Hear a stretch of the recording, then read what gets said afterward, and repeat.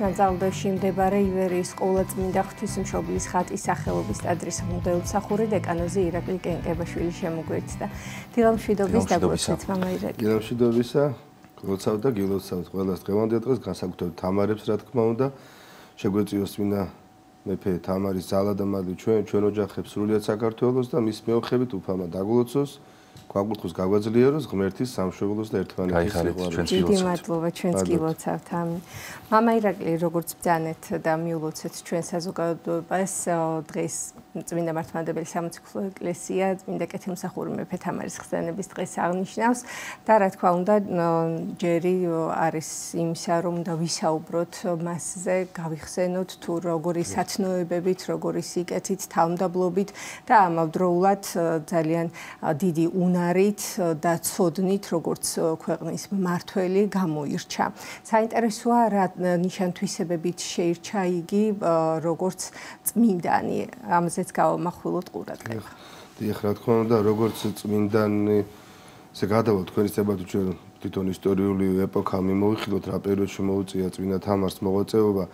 აღნიშნავთ, რომ სწორედ ის იყო შვილთაშვილი ჩვენი უდიდესი წმინდა სახელოვანი მეფისა დავით აღმაშენებელისა, რომლის გარდაცვალებიდან 900 წლის თავი იზეიმა საქართველოს წმინდა ეკლესიამ გასულ რათებერვალს და ძალიან კარგი ისეთი მნიშვნელოვანი დევიზი იყო, რომ 900 წელი ოქროს ხანის დასაწყისიდან. მართლაც ამ წმინდა მეფის დაწყებული საქმე, რომელიც გაგზავნა შემდეგ მის სახელოვან შვილში დემეტრე პირველში, შემდეგ გიორგი მესამეში და ამ დროს უკვე გვევლინება თამარ მეფე როგორც საქართველოს მომავალი მეფე. მომავალი რატომ? იმიტომ რომ ვიცით ჩვენ გიორგი მესამის ერთადერთი ასული იყო, სხვა შვილი არ ყავდა მეფეს, არც ასული არძე და ბუნებრივია რომ მის გარდაცვალების შემთხვევაში მემკვიდრის საკითხი სხვავე არ შეიძლება ყოფილიყო, ბაგრატიონი ყოფილიყო სამეფო ოჯახიდან და ამიტომ შიშობდა გიორგი მეფე რომ შეიძლებოდა თამარის გამეფება ვერ მიიღო ერთ, რადგან ეს იყო უმნიშვნელოვანესი მომენტი გამორჩეული მოვლენა, რომ ქალი უნდა გახვდარიყო მეფე, დედოფალი კი არა, მეფე არამედ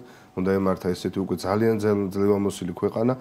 ამიტომ გიორგი მეფე ძალიან დიდი პოლიტიკოსი ბრძანდებოდა, სიბრძნით გამორჩეული ჩორჭეტელობით და თავის სიცოცხლეშივე თანამოსახდრედ დასვა თამარი, აკურთხა მეფე თავისი ხელით. 6 წელი მეფეს ერთად მამა-შვილმა, ამ დროს 18 წლის იყო თამარი, როცა უკვე გარდაიცვალა გიორგი მესამე და ფაქტურად ხელახლა იკურთხა მეფე, როგორც ერთპიროვნ მეფეთ თამარი, სრული წესის დაცვით. ეხლა უნდა აღვნიშნოთ მართალია ქალბატონი მზადეუნ, მაგრამ კიდევ ხელ ხას უსწრებთ დედოფლად კი არა აკურთხეს, ან მეფეს შემოარტყეს ხმალი, როგორც ის იყო სამხედრო ჩვენი ლაშქრის ხელმძღვანელი და უპირისპირ თავარსარდალი, მოხდა მისი მირონცხება და ასე 18 წლის მეფე შეუდგა ამ ურთულეს პერიოდში, მაინც იმ გაგებით რომ მართალია ძლიერა ქვეყანა, მაგრამ შიდა დაპირისპირება არ წყდებოდა მაინც ეს ჩვევი, ანუ ყველა ეპოქას, ყველა ქვეყანაში და მის მეფობა ჩვენ ოქროს ხანით ვიცით, ცნობილია. ესე სულაც არ დაწყებულა, მამას რომ როგორც შეიძლება იგონოს, მაშინვე როგორც კი გამეფდა თამარი, ძალიან ბევრმა დიდგვაროვანმა ფეოდალმა ჩათვალა, ეხლა დადგა დრო იმისა, რახან ნახეს რომ გოგონა არის, ფაქტ 18 წლის გოგონა არის, ასე ძლევამოსილი სამეფოს ტახტის ხელმძღვანელი, დადგა დრო მათ დაიბრუნოს პრივილეგიები, რომ დაკარგეს გიორგი მესამის დროს, რადგან ყველა ნამდვილად რჩეული ღვთისმშობელი მეფე და ქვეყანის ძნელი მეფე პირველი იწყებდა მეფობას ფეოდალების და დიდგვაროვნების თვითნებობის ალაგმით, რადგან ყოველთვის შიდა მტერი, შიდა მოღალატე, შიდა პირველობის მოსულნე ძალა უშლის ხელს ქვეყნის ერთიანობას, გამძლიერებას და დაწინაურებას და ესე მაშინ მოთხოვეს მეფე თამარს ახალ გამეფებულს რომ გადაეყენებინა ორი უმნიშვნელოვანესი მისი ერთგული მოხელე, რომელიც გიორგი მესამემ დაადგინა, რომელიც იყვნენ უაზნონი არ იყვნენ თავადაზნაურთა წარმომადგენელი და ამას დაყაბულდა თამარი დაუთმო. შემდეგ მალევე იმავე წელს რა წელს თამარი გამეფდა ყუთლუ არსანი ესეთი იყო ერთ-ერთი ფეოდალი საქართველოს მოინდო მამა ნამირსპასალარობა, ანუ სამხედრო მინისტრობა ჩვენი აზრით რო ვთქვათ, ფაქტურად და აჯანყება გამოაცხადა კარავის დადგმა მოინდომა მეფის სამეფოს მეფის თვითონ სასახლესთან და ეს კარავი ოღონდ იყო სხვანაირ დატვირთვით ყუთლუ არსანი ხასიათობდა მოეტყვებინა თითქოს ესე მეფე. რა თქმა უნდა ამ დროს მეფე არის მონარქი, თვითყრობელი, თვითმართველი, მართავს ქვეყანას, მაგრამ დარბაზი მოქმედებდა ბუნებრივია, იქ იყვნენ მსახურები, ვეზირები, რომლებიც ეხმარებდნენ მეფეს ამ საქმის განხორციელებაში, რომელიც კარავი იყო ერთგვარად რაღაცა პარლამენტის წინასახე, ჯერ კიდევ აი მე-13 საუკუნეში ამის მსგავსი არსად არ ყოფილა სოფლიო ისტორიაში არც ერთ ქვეყნებში, ამასაც ხას უსვევს შემდეგ მე წამოვიდა ამის წინაპირობებს სხვა ქვეყნებშიც და ღოდეს კარავი იყო ვერა საკრულად ჩაფიქრებული, რომ ფაქტურად მეფის ხელისუფლებას ზღუდავდა. ფაქტობრივად მეფობას ხდიდა ხოლმე ფიქტიურს და ხოლმე მეფეს ექნებოდა სიმბოლური მნიშვნელობა კარავიდან გამოტანილი დასკვნების, მისი დამოწმებისა ან არ მოწეს, მაგრამ ეს ფორმალობა გაიყო, ფაქტობრივად მეფის ხელისუფლება იზღუდებოდა და რასაც ვერ შეეგუებოდა, არ შეიძლება შეგულებულიყო ბაგრატიონთა ეს ლევამოსილი დინასტიის წარმომადგენელი, მაგრამ მიუხედავად რომ ქალი იყო თამარი და მან ყუთლუარსანის შეპყრობა ბრძანა, რამაც გამოიწვია სამხედრო აჯანყების დაწყება, ძალიან ბევრი მომხრე ყოლა როგორც აღმოჩნდა ხსენებულ პიროვნებას და ქვეყანა დადგა თბათა სისხლის ზღვის წინაშე და შიდა დაპირისპირების შინაომის საფრთხის წინაშე. და ამ დროს როცა უკვე ძალიან დაიძაბა სიტუაცია, რა თქმა უნდა თამარ მეფეს არ აკლდა და მომხრეები, მისი მამინა გამოდიოდა ქვეყნის ერთგული პატრიოტი მამულიშვილებით და შვილების კუთხით, მაგრამ აი ამ დროს პირველად გამოჩნდა თამარ მეფის უდიდესი სიბრძნე, უდიდესი დიპლომატიური ნიჭი და ძალიან დიდი ხასიათის სირბილე, რომ მან აჯანყებულებთან ხეხში ხმალაღებულ ქართველებთან ეს ცოტა რამეს როდი ნიშნავს ვაშკაცოვის კუთხით და გაგზავნა მოსალაპარაკებლად, არა არც ეკლესიის წარმომადგენელი, არც რომელიმე მისი სამხედრო ძალის წარმომადგენელი, არამედ დაწინაურდა ძალიან ცნობილი ამ დროს ღირსეული ორი მანდილოსნაი, კრავაი ჯაყელი და ხვაშაკი ცოქალი. ამ ადამიანების ხელა სახელი დიდი ავტორიტეტი რო წარმოდგა ქალბატონის წინაშე, კაცის დამოკიდებულებით დიდი იყო უკვე ამ დროს ჩვენს ქვეყანაში, რომ აი ესე ფაქტურად მანდილის ჩაგდების ფუნქცია იტვირთა სამომავლო ქალბატონმა და ასე დაშოშმინდა აჯანყება, მიხვდნენ თავის დანაშაულს, ხსენებულმა ამოხევულებმა მეფესთან შენდობა ითხოვეს, მეხვლი მოიყარეს, ფიცით აღუთქვეს ერთგულო, ხოლო ყუთლუარსანი ამის შემდეგ ქრება პოლიტიკური სპექტრიდან, არცად არ წიდა ვინმეს დასჯის შესახებ, რადგან თამარმეს პირველი ერთ-ერთი ნაბიჯი იყო, რომ მან აკრძალა სიკვდილი დასჯა. საოცარი ჰუმანურობით გამოირჩეოდა მარტო სიკვდილი დასჯა კი არა, სხეულის დასახიჩრება ასე იჯებოდა, ასეთი მკაცრკავნები ალბათ აუცილებელიც იყო, რომ რაღაცა სიტუაცია წესრიგი ყოფილიყო, კრიმინალი ერთგვარად აკუთილიყო. და უფრო მეტიც ისტორიკოსებს ზარებს, რომ მან უბრალოდ გამათრახებაც კი აკრძალა და ალბათ ჩვენი ლოგიკური კანონებით ამას ხელი უნდა შეეწყო ფიქრებს მავანი კრიმინალის დანაშაულების გავრცელებას და გაბრალებას, მაგრამ არამც და არამც საოცარი ხალხიობა ალბათ მაშინ ვიდრე ჩვენ ახლა ვარ და მეფის ამ ჰუმანურმა ქრისტიანულ სოფლობით ნაკანახევ ნაბიჯო იმდენად ერში უდიდესი საოცარი გულისხმიერება და გულჩვილობა და სიყვარული გამოიწვია, რომ უბრალოდ ქათმის მოპარაცას არავინ გაბედავდა, იმხელა დიდი და რიდი პატივი ქონდა თამარბისად, რომ მან ესეთი ნაბიჯი გადადგა, რომ ადამიანი იყოს ღვთის ხატება, არ შეურაცხყო ესე დამახინჯებათა, დასაფიჩრებათა და მეუბნებელ მოგდინება. მამა ირაკლი, აი დაახლოებით უკვე ვსაუბრობთ ჩვენ ამ საკითხთან დაკავშირებით, თუმცა მაინც მინდა კონკრეტულად ვიგითხრა, შეგვიძლია თუ არა ვისაუბროთ ბუნებრივია ამ საკითხზე. რამ განაპირობა ჩვენი ქვეყნის ოქროს ხანა, რასაც ოქროს ხანას ვეძახით და იცის თელმა საქართველოს და მსოფლიო, ხო? იმ პერიოდზე ვსაუბრობთ იმ საუკუნეებზე, რომელიც ნამდვილად ოქროს ხანა იყო ჩვენი ქვეყნისთვის.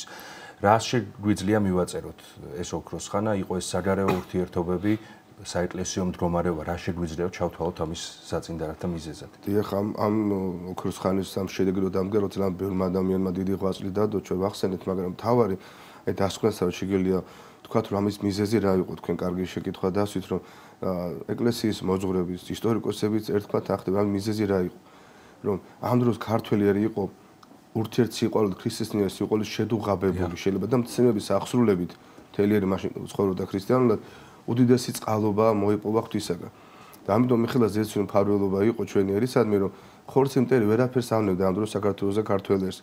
ღვთის მალე უშუალოდ წყაროდ მოედინებოდა, შეიძლება ითქვას ეფინებოდა თელ ჩვენ ერს.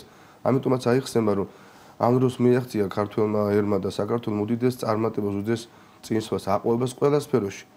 მარტო ხორეთ მოძღვრებაში კი არა, თქო, ეს ცოტას ანიშნავს ეკონომიკური მდგომარეობა. უკაცრავად ეკონომიკური მდგომარეობა, პოლიტიკური მდგომარეობა, ლიტერატურაში, ასევე მეურნეობა, ვაჭრობა, მრეწველობა ყველა დარგი განვითარდა, იმიტომ რომ სადაც ღვთის მადლია, ბუნებრივია ყველაფერი კეთილად წარემართების და ეს იყო მიზეზი. და ესეც არის დღევანდელი ჩვენს ქუჩის სასწავლებელი, თუ გვინდა ქვეყნის აღშენებლობა, დაწინაურება, უნდა დავიწყოთ საკუთარი თავიდან, საკუთარი მდგომარეობიდან, ერთმანეთის შეყვარებით. სხვანაირად მადლი და მცემების აღსრულებით, სხვანაირად ღვთის მადლი ესე არ გადმოდის, ეს ვერავინ ვერ აიზოს, გინდა თუ არა ახლა მიწყალობენ მადლი, ვერავინ ვერ დააძალებს ღმერთს. ეს რომ მოხდეს, ავსო ჭირდება ჩვენგან იცხოვოთ ღმერთის მცემების აღსრულებას, უდიდეს მადლს რასაც ღმერთი გვეუბნება, სწორედ ამის წინაპირობა ხდება, რომ ჩვენს უნდა დავუბრუნდეთ ამ გენეტიკურ გზას ქართველ ერისაგ და ჩვენ ყოველთვის ქრისტიანები ვიყავით, მაგრამ იმ ხარს როგორც ამ დროს მოხდა, ასეთი სულიერება არ ქონია ფაქტია ჩვენ ერს არც მანამდე, არც შემდეგ. და რა თქმა უნდა მიზეზი ბევრია, მაგრამ უმთავრეს ამის გამსაზღვრელი და სტიმული იყო თავად ხელმწიფე. ძალიან დიდი მნიშვნელობა აქვს ჩვენ ადამიანები ვართ, ქართველი ვართ თუ არა ქართველი თუ ქრისტიანი თუ არა ქრისტიანი, დიდი ძალა აქვს პირად მაგალითს. ცხოვრებაში ეს ჩვენი მეთოდია და მეთოდი ძალიან დიდი ძალა აქვს ხელმძღვანელის პირად მაგალითს. იქნება ეს სამსახურის ხელმძღვანელი, იქნება ხელისუფალი რომელიმე სფეროსი თუ მithumetes უმაღლესი ხელისუფალი როგორც მეფე იყო. მისი პირადი ქრისტიანული სოფხედელობა, მორალი, საქმე იმდენად ეფინებოდა ეს, რაც ვახსენეთ, რომ აი ეს იწვევდა მთელი ერის უფრო მეტად ქრისტიანული სოფხედელობით ცხოვრებას და სულისკვეთებით არსებობას და ესე მოდიოდა. გამოგვიძებას ერში თავისთავად, რომ ურთიერთშეთანხმების გარეშე მხოლოდ მართველი ამ მხოლოდ ერი ვერაფერს ვერ იზავს თუ მათ შორის ერთი იდეა არ არსებობს, რომ ქვეყანას ემსახურონ, ქვეყანა გააძლიერონ და თავისთავად მამული ენა სარწმუნოება ეს ყველაფერი ქვეყანის დაცვაში ერთად მოიაზრებოდეს თავისთავად, ხო? მამა ირაკლი ძალიან საინტერესო არის დამოკიდებულება მეფე თამარის და ეკლესიის როგორი არის ამ პერიოდში. ეხლა ეს ძალიან ნიშანდობლივი ერთ-ერთი მთავარი გამსაზღვრელი ასპექტია მის შემდეგ ამ მართლაც კურთხეველი მეფობისა და ოქროს ხანის შექმნისა, რომ მან რითი დაიწყო მეფობა.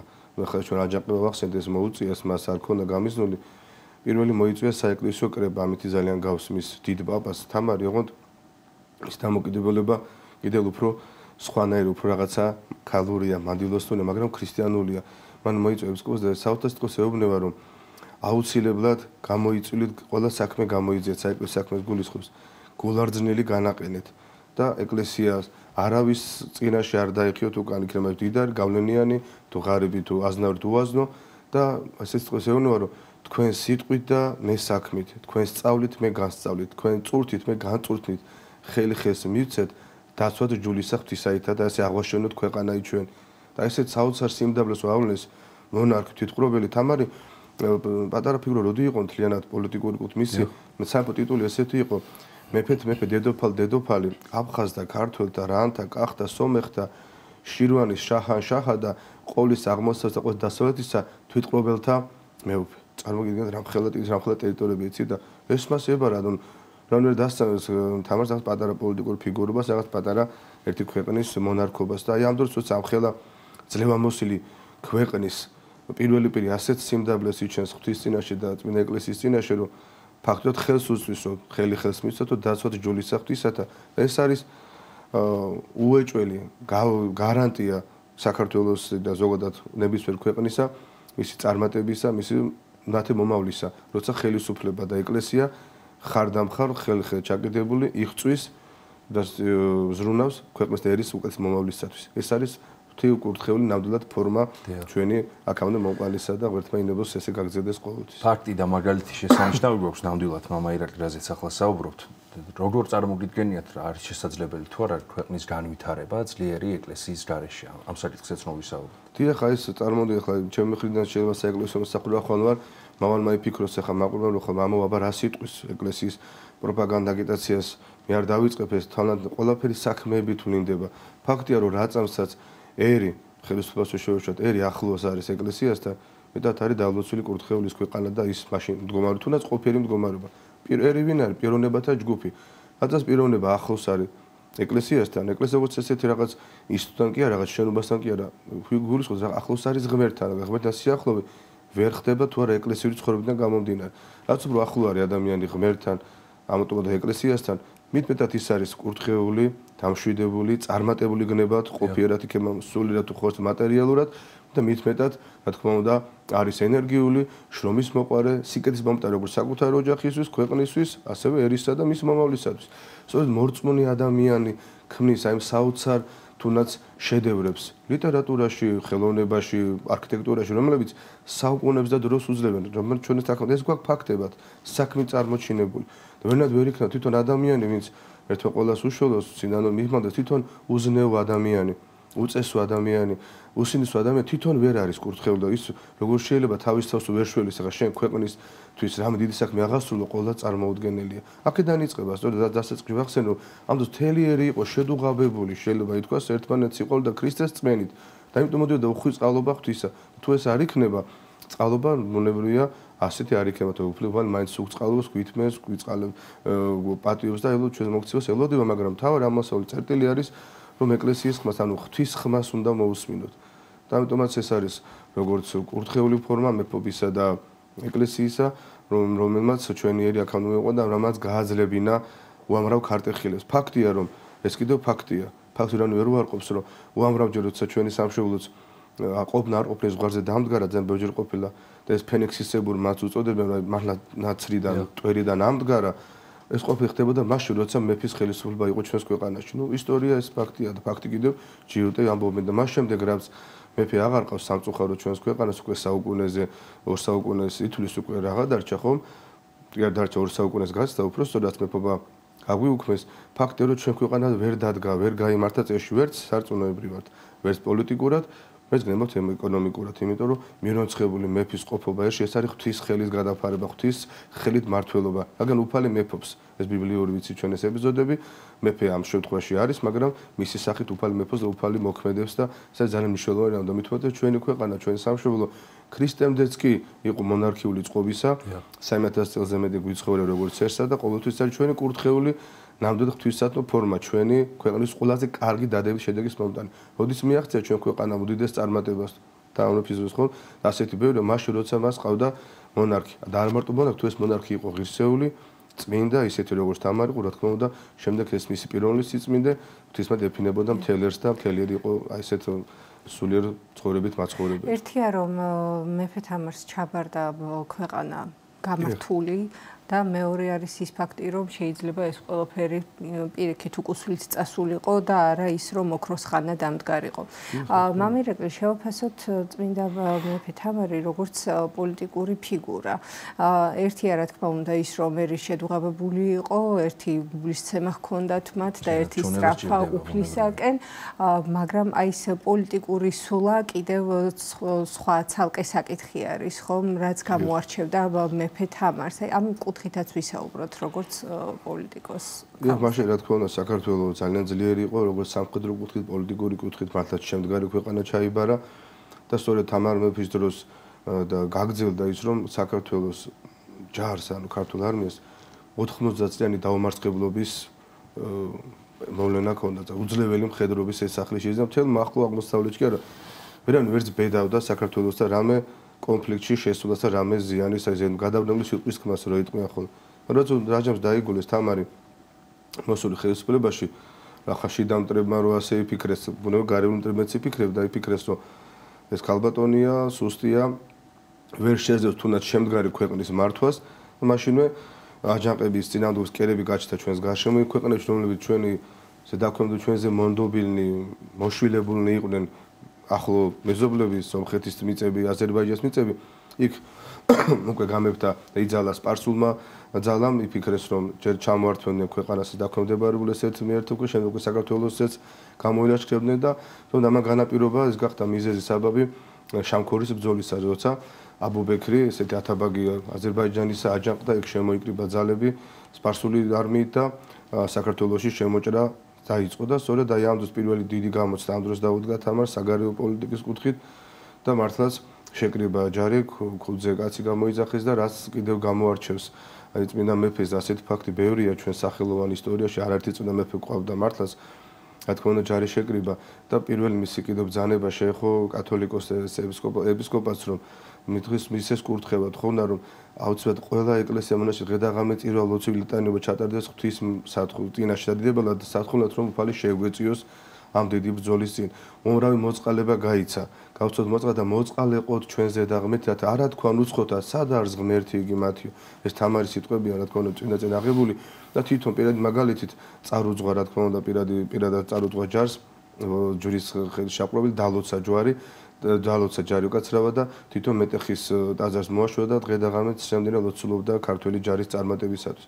აქვე გადახვევას გავაკეთე კიდევ ერთი რაც თამარის პაპას გამოარჩევს რომ მისი პირადი მარტო ბრძანება კი არ იყო რომ წირვა ლოცვას ის არასოდეს არ აცდენდა. და თვითონ მაგალითი ძლეოდა და მისი ბრძანებაც იყო რომ ამ დროს ესწრებოდა მთელი მისი გარემოცვა წირვა ლოცვას. სამხედრო იქნებოდა ეს თუ საერო ხელისუფლება. და ასე ნენელა ქრისტიანდებოდა, ძლიერდებოდა მთლიერი და სულიად მაცხოვრებელი ხდებოდა ბუნებრივია. და სწორედ აი ღვთის მინდოდ ღვთის დიდი მეტად, რადგან ვერავითარი ძალა, ვერავითარი სამხედრო თუნდაც შეიარაღ ვერაფერს ვერ გახდება ღვთის წინაშე, ხო? ღმერთის წინაშე, ამიტომ ღმერთს ექონა მიპყრობილი თამარს თავარი იმედი და უფალით შეეწია და მოსცა ძლევამოსული გამარჯვება შამქორის ბრძოლაში, უთანასწორო ბრძოლაში, სადაც დიდი გმირობები გამოიჩეს როგორც უკურს თამარს მეუღლემ დავით სოსლანმა, ასევე შალვა და ივანე ახალციხელებმა. იმხელად ხას უსმენს ისტორია, რომ ეს ბრძოლაში ახლა ომში ძველ დროსაც ესე იყო და ახლა ნაკლებად, მაგრამ ძველ დროში დროშის მომენტი იყო მთელი იმ ქვეყნის ღირსება, პატივი და დროშა, საბრძოლო დროშა არა მარტო დაუშვეს დამარცხ ნიშნად აი სპარსელებმა, ხელიდან გამოსტაცაო შალვა ახალციხემა უდიდესი რაინდი და ვაშკაცი თავდებული ბრძანდებოდა და მოართვა თამარბეს და მისი ძლევამოსილ ნიშნად ეს ფექვეშ გაუფინაო და ეს დროშა არ იყო მარტო ალამ იყო უძვირფასესი თვალმაგარეტით შემკული მათი ძლიერების სიმბოლო და შემდეგ თამარმა თავდაბლობის ნიშნად ეს სწორედ ეს გამარჯვების დროშა ხახულის ყოლაწმინდა ღვთისმშობლის ხად შეწირა. და ასე მოდიოდა ეს გამარჯვება. შემდეგ მალევე არასვენებდა საქართველოს წარმატება გამარჯვება მეორე იმპერიას თურქ ოსმალების იმპერიას, რომელიც ძლიერდებოდა. სათავეში მოვიდა რომის სულთანი აბუბეკრ რუქნადინი, რომელმაც დახმარებით მიმართა ბაღდადის ხალიფას, იქიდან ჯარი გამოიტყო და ეს კოალიციური ლაშქრობით ახლა ის წამოვიდა საქართველოს. სულ რაღაცას 7 წლის შემდეგ დიდი დრო კი არ გასულა და იმდენად გააპარტავანებული იყო ხსენებული პიროვნება, რომ როცა საქართველოს საზღვრებსთან მოვიდა გადასცა ბანაკი, ვერ იტევდა არენი და სანახნი საქართველოს იმდენად ბევრი საკუთარ ქვეყანაში და ბაღდადშიც გარემოთელ ახლახან მოსავლეთში დედების გარდა არავინ არ და ვისაც კი შეეძლო ცხენზე ამხედრო ყველა წამოიყვანა. იმდენად ეს იყო პირდადი ლაშქრობა არ ამდო თამარის წინააღმდეგ, საქართველოს წინააღმდეგ, საქრისტიანოს წინააღმდეგ, ის იყო ფაქტურად ჯიჰადი, მოსავსე თქვათ, სარწმუნოებრივი ომი და იმდენად გააპარტანებული იყო და გააკადირებული თამარ მეფეს გამოგზავნა ელჩი და მოსთხოვა რომ თუ მიიღებდა მუსულმანობას, უბრძოლველად დაუთმობდა ქვეყანას, იმხელა პატივს მიაგებდა რომ მის ცოლათაც დაესწრო თუ არა, მე ხასობას და